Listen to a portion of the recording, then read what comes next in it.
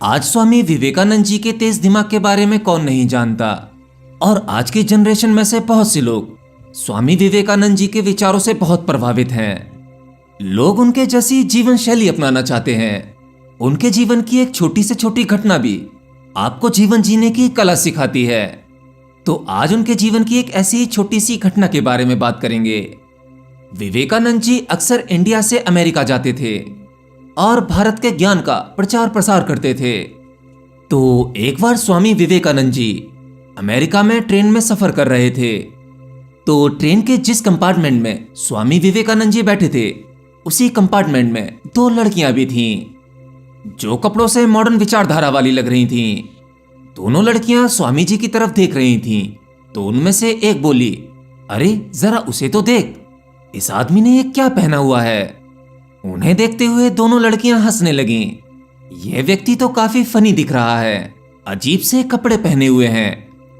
और उन दोनों महिलाओं ने उनके कपड़े के साथ एक चीज और नोटिस की, और वो चीज थी उनकी कलाई पर बंधी हुई घड़ी, जो बहुत महंगी थी। और वह घड़ी भारत के एक राजा ने उन्हें गिफ्ट की थी। तो दोनों ही लड़कियां आपस में बात करती हैं कि देखो तो सही, कितनी महंगी घड़ी है, हमें ये महंगी घड़ी इससे ले लेनी चाहिए।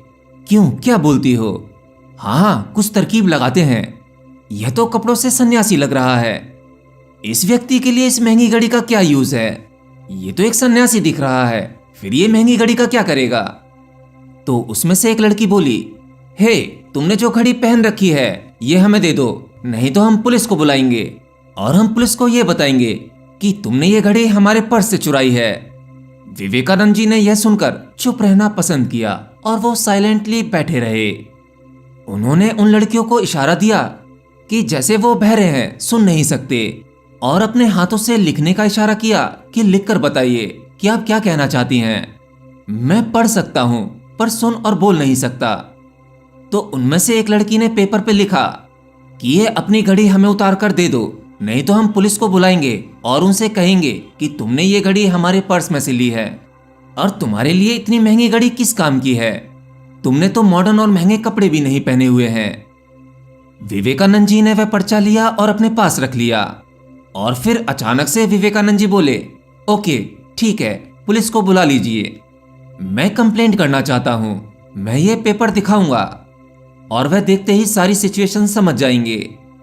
यह सब देखते ही दोनों ही लड़कियां शर्म से पानी पानी हो गईं। विवेकानंद जी एक क्विक थिंकर थे। उन्हें किसी भी चीज का सॉल्यूशन ढूंढने में बिल्कुल भी समय नहीं लगता था। उनका ब्रेन कोई भी सॉल्यूशन निकालने के लिए इंस्टेंट काम करता था।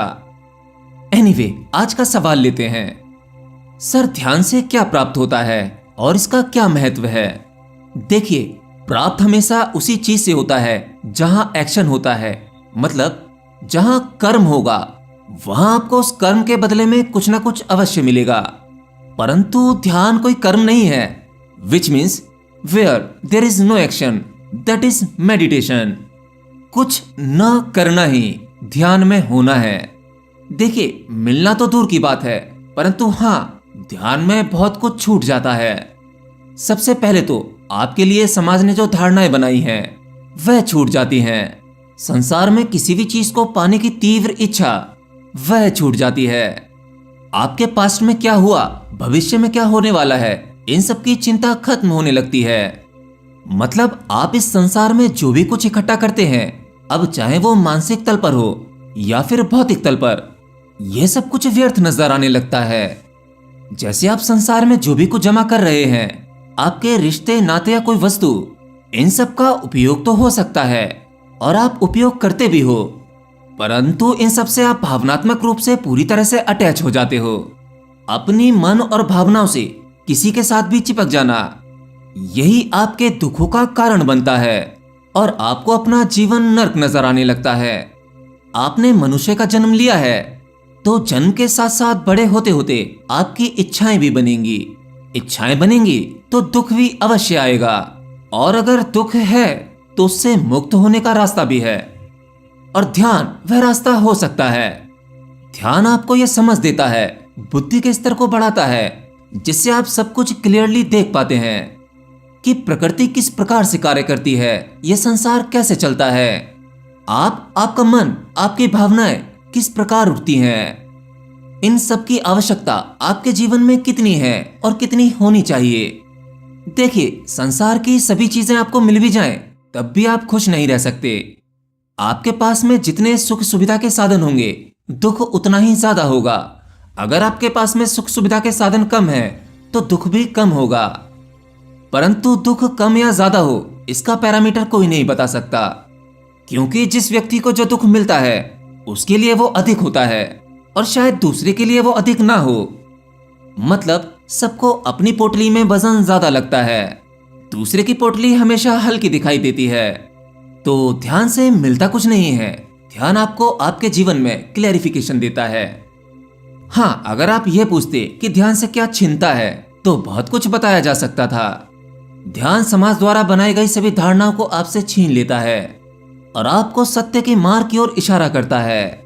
एनीवे, आप में से कुछ लोग हैं जो क्वेश्चन वर्ल्ड को ध्यान गुरुकुल के लिए फाइनेंशियली सपोर्ट कर रहे हैं, और ये कुछ लोग, इनका डोनेशन एक बार नहीं आया है। इन 4-5 लोगों ने क्वेश्चन वर्ल्ड को महीने में कई बार डोनेशन दिया है और ये नाम आप स्क्रीन पर देख सकते हैं। और इन सभी को क्वेश्चन वर्ल्ड और क्वेश्चन वर्ल्ड की टीम की तरफ से बहुत बहुत धन्यवाद।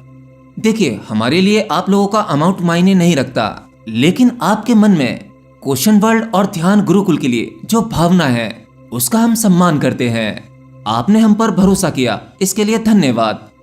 आप लोगों का सहयोग ऐसे ही मिलता रहा तो एक दिन आप सभी लोगों से मिलने की व्यवस्था हो जाएगी।